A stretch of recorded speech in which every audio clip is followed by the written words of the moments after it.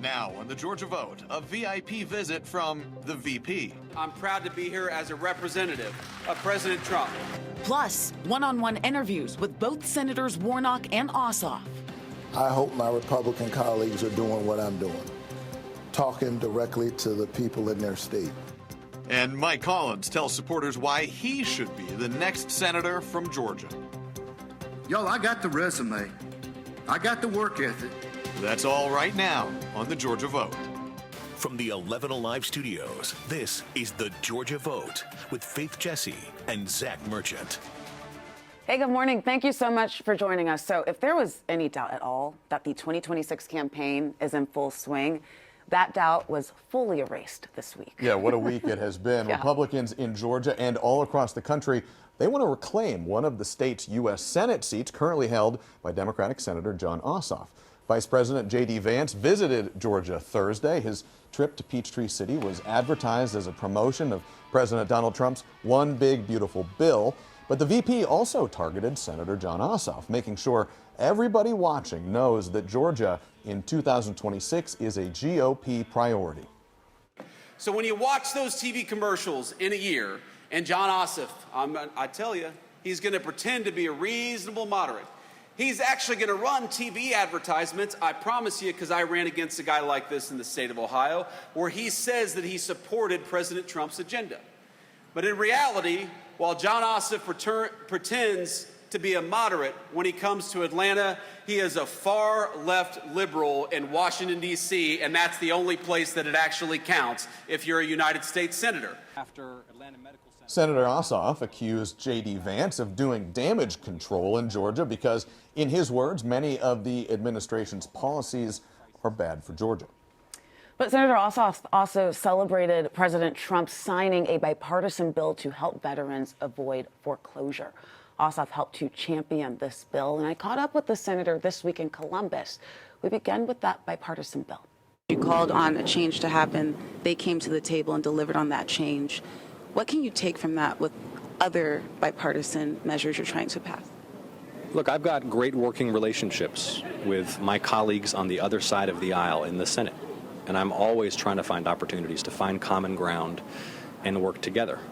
There are some things that this administration is doing that just have to be stopped and rejected. But where possible, try to find opportunities to work together. And that is something that you have been extremely staunch on, that you are not going to back off of your bipartisan efforts. Now, some have criticized that, saying, well, you know, Republicans and the Trump administration, they are going toe-to-toe, right? For some of their measures that are partisan, they're getting them passed. Some say maybe Ossoff and the Democrats need to be more like that. What's your response to that? Well, and I've opposed their destructive party line efforts. For example, their legislation to defund nursing homes and hospitals, to cut taxes for the wealthiest Americans. But here, where I could bring Republicans and Democrats together to help veterans avoid home foreclosure, we have an obligation to work together to try to protect America's veterans. Looking forward to your election in 2026, you have, some people say you have an uphill battle to go in Georgia to turn it red again, coming off of that 2024 race. How can you convince Georgia voters, and I apologize with the flies here, how can you convince Georgia voters who are not Democrats, some in the middle, some on the right, that you are the guy for the job? I am going to continue delivering for the entire state, no matter your geography, no matter your demographics, your race, no matter how much money you have, no matter what your political views are. I will continue delivering for Georgia. And how can you make people believe that if they don't believe that? Well, I will continue delivering, and I'll continue demonstrating that through the record that I've built delivering for every part of Georgia. And what I would note is that right now, you've got the Vice President of the United States rushing down to Georgia, trying to do damage control on the bill they passed that defunds hospitals and nursing homes to cut taxes for the wealthiest Americans. They're going to have a tough time defending that policy in Georgia. And my full interview with Senator Ossoff is streaming right now on 11 Alive Plus, which you can watch for free. Just download it to your device if you haven't done so already. Meanwhile, the Republican Party is very clear that it wants to defeat Jon Ossoff, but it first has to settle on a candidate. That will play out in the next 9 months, leading to the primary election in May. Tuesday night in Butts County, we saw Congressman Mike Collins officially kick off his Senate campaign with a rally to supporters. Lieutenant Governor Burt Jones was in the crowd. He, of course, is the Trump-endorsed candidate for Georgia governor. Congressman Collins was also in Columbus on Wednesday, along with a GOP rival for that nomination. That's Congressman Buddy Carter, both painting themselves as MAGA warriors. So I asked each of them about their America First competition. What makes you a better candidate for this position than Buddy Carter? Well, I think people have seen that I've been actually out there working and flying around and going to different states and actually promoting this America First agenda. Why are you more qualified than your colleague Mike Collins? Well, if you look at our records, if you look at the fact that I've been a mayor, I've been in the state legislature, I've served in Congress, have the experience of health care, of energy, all the policies, then I think it's pretty clear. Senate candidate Derek Dooley was also in Columbus but declined interviews. All three of those prominent Republican Senate candidates, they were at the JD Vance event in Peachtree City. Well, it is time now for our political roundtable, and as always, we've got a lot to unpack here. Joining us today, Val Sabak, Assistant Vice President at McGuire Woods Consulting and former Executive Director of the Georgia House Democratic Caucus. Stephen Lawson, he's a Republican communications strategist who has served as a senior communications advisor to House Speaker John Burns. He's also worked for Lieutenant Governor Burt Jones and Congressman Mike Collins. We'll have a lot of questions for Stephen today. And also joining us, Tia Mitchell, the Washington Bureau Chief for the Atlanta Journal-Constitution.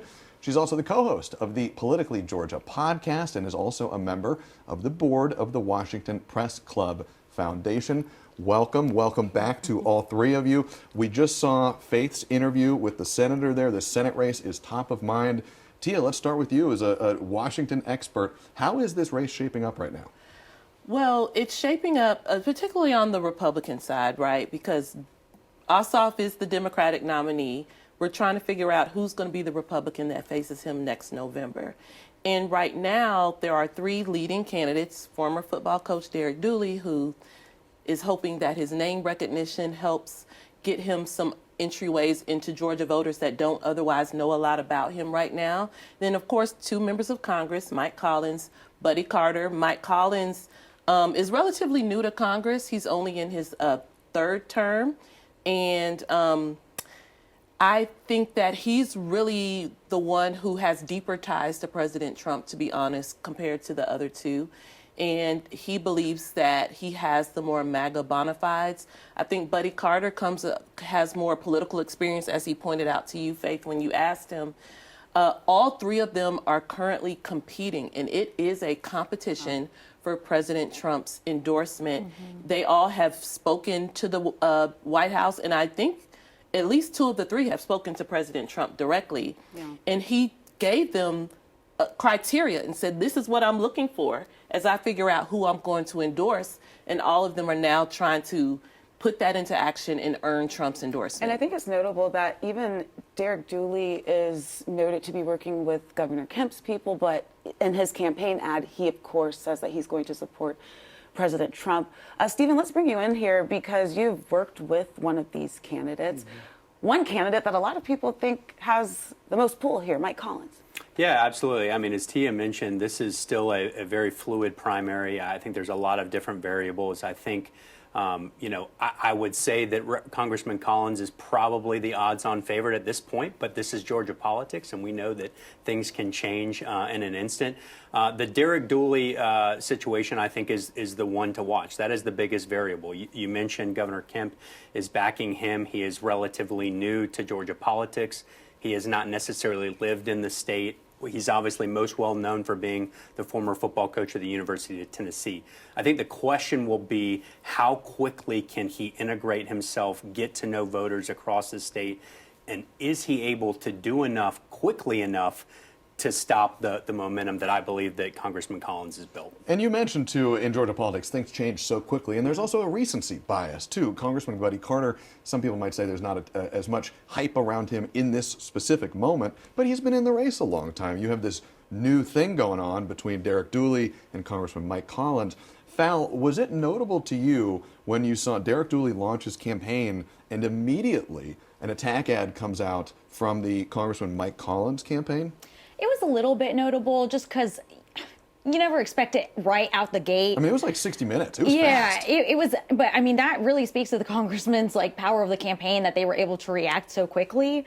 So, I mean, you usually wait to see how the campaigns are going to kind of figure out what the attack strategy is, see what the time, because I mean, landing an attack right now is going to be totally different than landing an attack in a few months.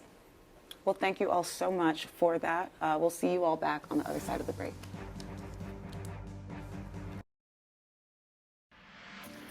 The 2026 Lieutenant Governor's race features a growing field of contenders. State Senator Blake Tillery, a Republican, is one of them. He's one of the latest to jump into this race. We talked this week about his priorities. What is the biggest issue facing Georgia right now? I think it is affordability. And that's why I'm working so hard to eliminate Georgia's income tax. Families are feeling the pinch at the pump. They're feeling the pinch at the grocery store. We've been doing things in the budget to help the pinch they feel with childcare if they're a working family. And if we can eliminate Georgia's income tax, we can immediately supply those Georgia families with a slightly larger than 5% raise overnight. If you get rid of the state income tax, how do you balance the budget? Yeah, Georgia's income tax makes up roughly $16.2 billion of Georgia income, roughly 40 to 50% of our total state revenues. But you've seen that other states around us have been able to eliminate their state income tax. Florida and Tennessee have long been without a state income tax. North Carolina and South Carolina are rapidly approaching zero. And this isn't just a red state issue. Remember, Washington and New Hampshire also have zero income tax. So it's not a red-blue issue. It's not a Republican-conservative issue. It's really an affordability issue. Specifically, though, how do you do that? So I think there's many things that can be done to do this. You've got 9 states that have already done it. So again, we've got a cafe of items to choose from. It's not going to be, you don't have to pick one or the other. The mechanics, I do think, are up for debate. I know they're up for debate, and that's why Lieutenant Governor Jones has appointed this committee and thankfully appointed me the chair to do so. You talk about a cafe of items. Let's go to that cafe. What are the ones that are standing out to you as options to make this math work? Yeah, well, let's look at what other states have done. Folks immediately look at Florida. They say, hey, Florida did this because of tourism. But that doesn't explain how Tennessee did it. It clearly doesn't explain how New Hampshire did it. New Hampshire and Florida both have a slightly higher sales tax than Georgia. Is that a way we'll look? It's not necessarily the first place I want to go, but it's a place that I think some of the committee members may be looking at. We've also taken our tax code and carved it up quite into, somebody said at the last committee meeting, into Swiss cheese. So if we can take a look at not giving special interest tax credits to everyone who can hire a lobbyist at the Capitol, we're going to be able to give that reduction instead to all the folks who can't afford a lobbyist. I also talked to Senator Tillery about his stance on social issues and his quest to pass new banking legislation. Our full interview is streaming right now on 11 Live Plus. All right. Well, this race for lieutenant governor, as it stands, features 4 state senators and 1 lawmaker from the state house. So that would be Representative David Clark, a Republican from Beaufort, who touts his experience as a Green Beret and being battle-tested. He also wants to eliminate the state income tax, a very popular plan from a lot of candidates here. Also in the race on the Republican side, State Senators John F. Kennedy and Steve Gooch. I spoke with both of them in Columbus on Wednesday. Is number one, I've got a proven conservative track record of results. I think you can look at some of the other candidates and ask if they have that same thing, but I do have that for 11 years of service. I think my experience in the private sector as a business owner, I've signed the front of a check, not just the back of a check, most of my life, and I've been working with local government, state government for many years. I have the experience and I have the contacts in Georgia to help get things done. And so his detention bigger. Those were the Republicans. The most prominent Democrat in the race right now, that's State Senator Josh McLaurin from North Fulton County. One person not on the campaign trail just yet is Democratic Senator Raphael Warnock, but he has been on the road meeting with small business owners across the state. Well, this week he met with the owners of Chocolado Chocolate in Atlanta's West End to talk tariffs. The senator told me he's not opposed to all tariffs. You mentioned this 10% blanket tariff. Are you calling for the removal of that? Look, tariffs can work, so I'm not opposed to tariffs, in all cases. But we have not seen a coherent, thoughtful plan. The president is just running this program, out of his back pocket. It seems to be whatever he feels today. So you're okay with the 10% tariff? I'm not saying that. I'm saying that tariffs are in the purview of Congress. We need to sit down and put together a plan that actually works, that makes sense. And the only way to do that is to talk to these small businesses. And I can tell you that as I'm talking to them, this is not working. So is there a concrete plan right now? Has your office thought about that, coming with Senator Ossoff? Any of the, I know you mentioned that there is no plan, but is there one in the works? We are on our August recess now. Mm-hmm. I hope my Republican colleagues are doing what I'm doing, talking directly to the people in their state. And if they talk to them, they will understand that this across-the-board tariff is not working. Mm-hmm. And using tariffs as a way to, accomplish everything that the president wants to change in the world, he decides to throw a tariff on that country. Mm-hmm. Well, they've got to get sugar from Brazil, and there's a 50% tariff. Mm-hmm. Brazil is not eating that cost. The folks who are running this small business in Georgia are having to eat that cost, which is then passed on to the consumer, which is sending prices up for everybody, which is the opposite of what Donald Trump said he was going to do. And we will have that full conversation on 11alive.com. Back with panel. I want to start with Tia because you were in that room as well. What was your biggest takeaway from that visit? I thought it was interesting to hear directly from the owners of the only chocolate factory in Atlanta about the impact of tariffs and how it's not just the amount of the tariffs. It's the uncertainty as tariffs are announced, then changed, then paused, and how they explained how that creates, just hardship for small businesses working on very thin margins. And that goes across the line, right? It doesn't matter if you're a Democrat or Republican, mm-hmm. you're still getting the end of the tariffs depending on what sector you're in. Stephen, I think many months ago now on the Georgia vote, you referenced this. You said the tariffs and the impact, that's still a big question mark, and its political ramifications are still a big question mark. Fast forward to where we are now. Are they still a question mark, or are these settled as a political issue? I still think it's an ongoing question mark. I think if you're Republicans, and I think the Trump administration will be able to say, hey, look, we've brought a number of these in for a landing. We've secured trade deals. There's a ton of investment coming in from these other countries, but there are still a number of countries out there that they have not landed trade deals on yet. So I think getting those resolved, and to Tia's point, bringing some certainty to businesses, I think will be top of mind for Republicans in this administration. But how long can it go, I guess, is the big question. Because even Governor Kemp, in a conversation we had earlier this year, he said the tariffs are okay up to a certain point. So you have Democrats and Republicans both saying this. Val, if it goes on too long, what is the political outcome here? I think what the Republicans would risk if it goes on too long is that the Democrats can come in and say, look at all this instability that's happening. Look at all this uncertainty. Businesses can't run under this kind of uncertainty. So you're hurting businesses, you're hurting small families, you're hurting everybody. And I think that that's where the Democrats could come in and have an advantage there. Is this also a tricky issue for Democrats to argue against in some ways, though, Val, in the sense that it is a big topic that touches dozens and dozens of countries in different ways? The tariff rates are different on different industries, different countries.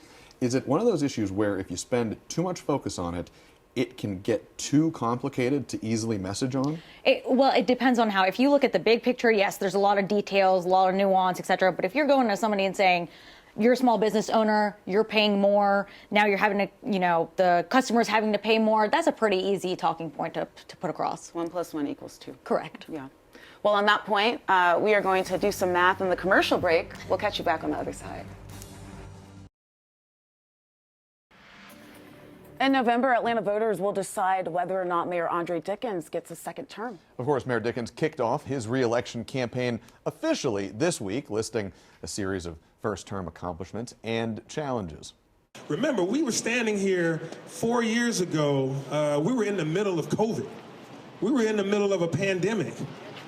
We came in here, this building behind us was mostly closed 4 years ago. So we had to start back up the engine of government.